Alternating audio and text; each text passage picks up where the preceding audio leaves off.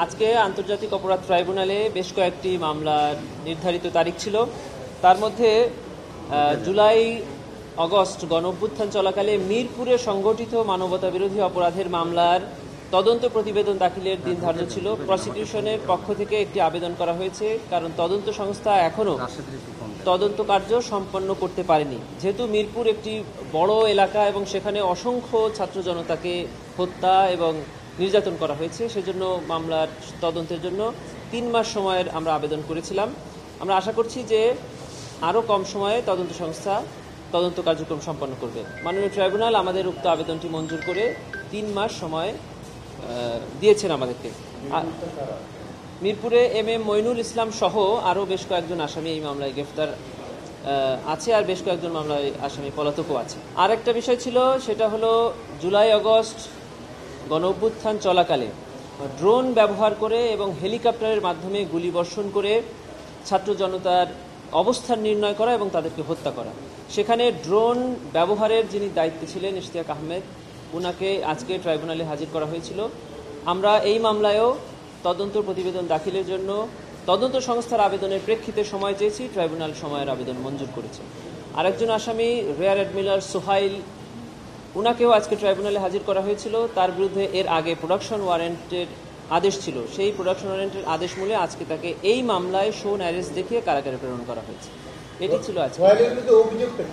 এটি এই 2012 সালের দিকে একজন সিভিলিয়ানকে গ্রেফতার করে তার উপরে অমানসিক নির্যাতন করে তাকে দীর্ঘদিন গুম রেখে তাকে মিথ্যা মামলায় কারাগারে প্রেরণ করা।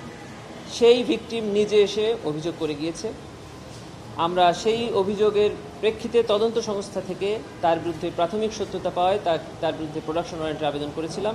সে অনুযায়ী প্রোডাকশন ওয়ারেন্ট ইস্যু হয়েছিল। আজকে তাকে ট্রাইব্যুনালে হাজির করা হয়েছিল এবং শোন অ্যারেস্ট দেখিয়ে কারাগারে প্রেরণ করা হয়েছে। না, এখন পর্যন্ত কমান্ডার সোহাইল একমাত্র আসামি, আর অন্যান্য যাদের বিরুদ্ধে তদন্ত সংস্থা প্রাথমিক সত্যতা পেয়েছে তাদের ব্যাপারে এখনও কোনো স্টেপস আমাদের কাছে নিয়েছে বলে কোনো তথ্য প্রেরণ করেনি। উনি একমাত্র আসামি এই মামলা। ঠিক আছে।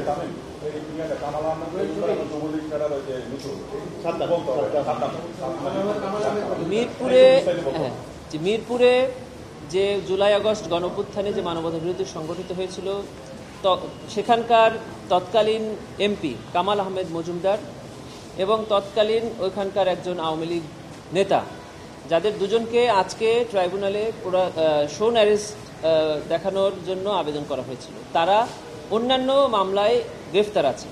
সেই আবেদনটিও আজকে মঞ্জুর হয়েছে এবং এই দুজন আসামিকে এখন থেকে মিরপুরের মামলায় ট্রাইব্যুনালে গ্রেফতার দেখানো হবে। পরবর্তী কার্যক্রম তাদের বিরুদ্ধে এই মামলায় পরিচালিত হবে। যে আমাদের আইনে স্টেট ডিফেন্স দেওয়ার ব্যাপারে যে বিধানটা আছে সেকশন 10A, সেখানে শুধু এই আইনের 3-2 ধারায় যে সকল অপরাধের বর্ণনা আছে সেখানে স্টেট ডিফেন্স দেওয়ার বিধান আছে। আমাদের দেশে প্রচলিত অন্যান্য যে আইন, যেটাকে আমরা এলআর ম্যানুয়াল বলি, সেখানে স্টেট ডিফেন্স দেওয়ার বিধান আছে একমাত্র সেই মামলার ক্ষেত্রে যে মামলায় মৃত্যুদণ্ডের বিধান রয়েছে। আর আন্তর্জাতিক অপরাধ ট্রাইব্যুনালে আদালত অবমাননার অভিযোগের যে ধারা আছে সেখানে সর্বোচ্চ শাস্তি হলো 1 বছর কারাদণ্ড। 1 বছর কারাদণ্ডের ক্ষেত্রে স্টেট ডিফেন্স এঙ্গেজ করার বিধান আমাদের দেশে নাই। তবে এটি একটা স্পেশাল ট্রাইব্যুনাল। এই ট্রাইব্যুনাল ইচ্ছা করলে ন্যায় বিচারের স্বার্থে যে কোনো আদেশ প্রদান করতে পারবে এবং প্রসিকিউশন যে কোনো আদেশ গ্রহণ করার জন্য প্রস্তুত আছে।